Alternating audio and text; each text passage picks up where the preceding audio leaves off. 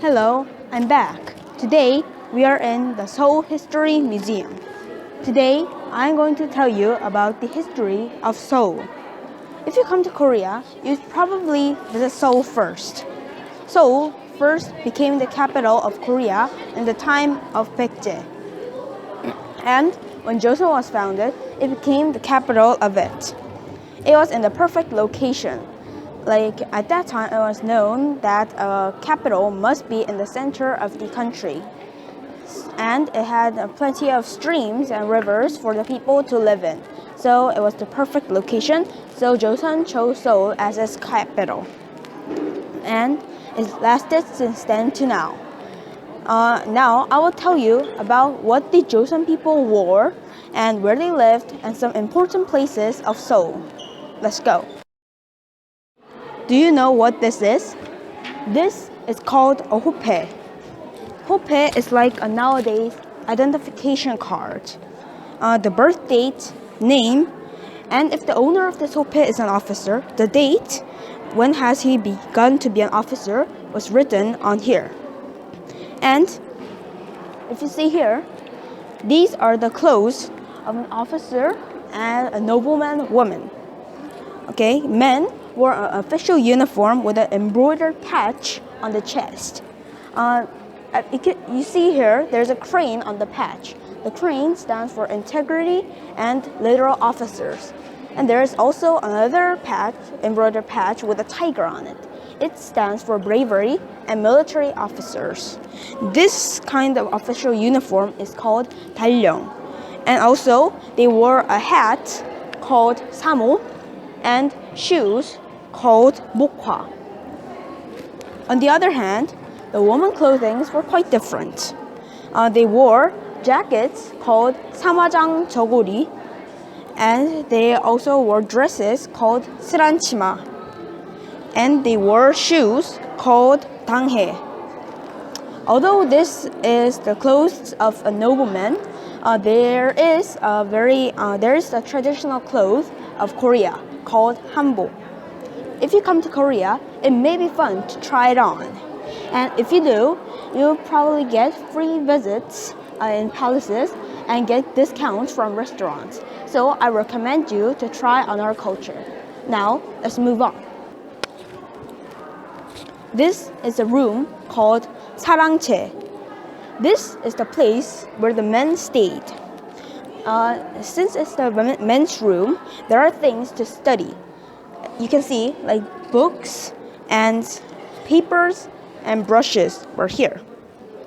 And this is the woman's room called 안채. The woman stayed here all the time. So there were things to sew, like needles and threads. And stuffs you can see here in this basket. Now, let's move on.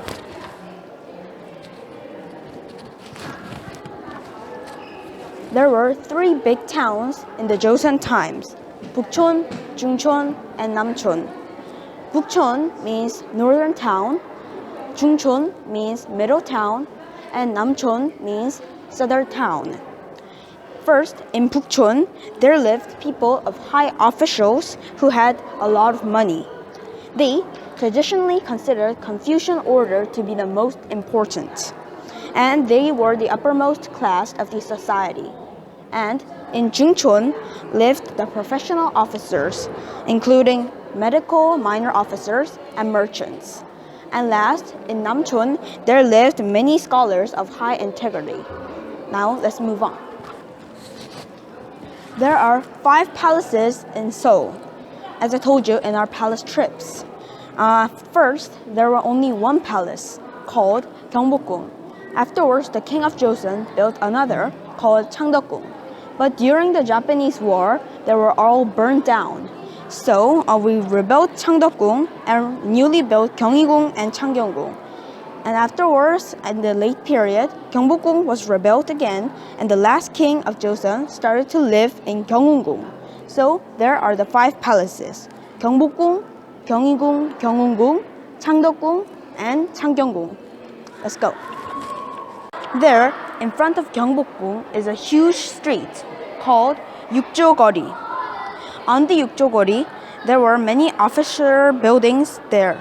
Among them, there were 6 main administration buildings: 이조, 호조, 예조, 병조, 형조, and 공조.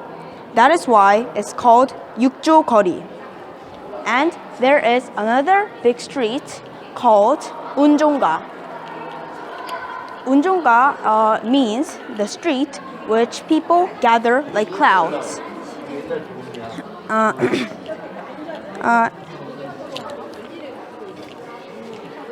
It was a place where a lot of stores were, and it was the most developed, crowded, and the streets was flourished with life. And if you see here, this is the place where Unjonga was.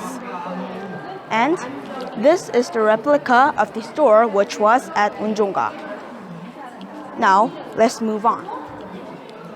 This is a time when we started to open up our gates. There were many conflicts between to open up our gates or not, but we finally decided to open up our gates. We did not know about many Western style things before, but when we opened up our gates, many things came in. After we opened up our course, we made a national flag called 태극기. We did not know about it before.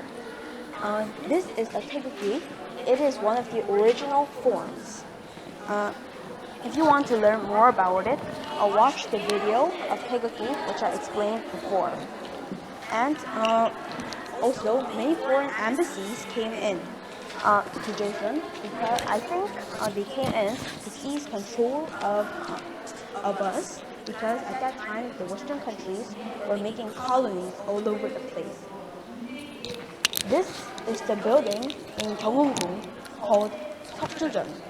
It was one of the first Western style buildings in Korea. This meant that the foreign culture was starting to blend in with the traditional ones.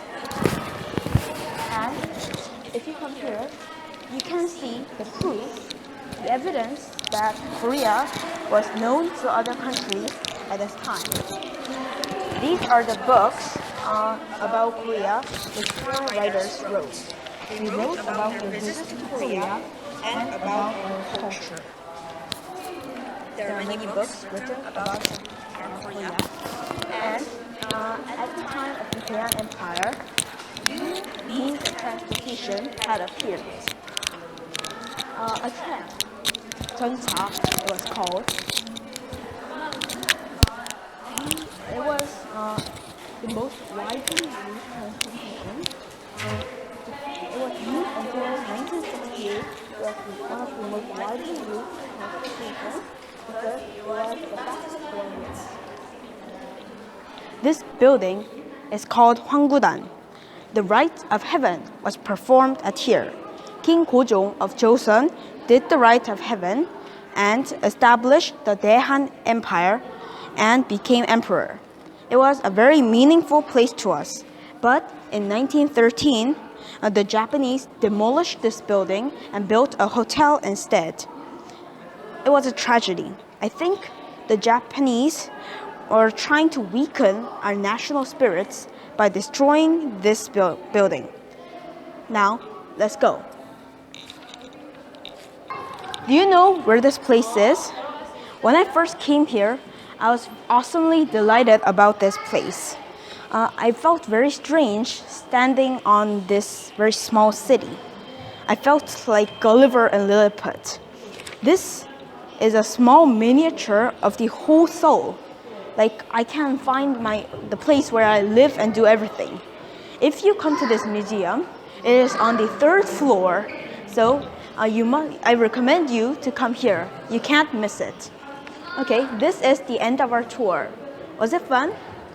Next time, we'll meet in another traditional or historical place. See you next time. Bye.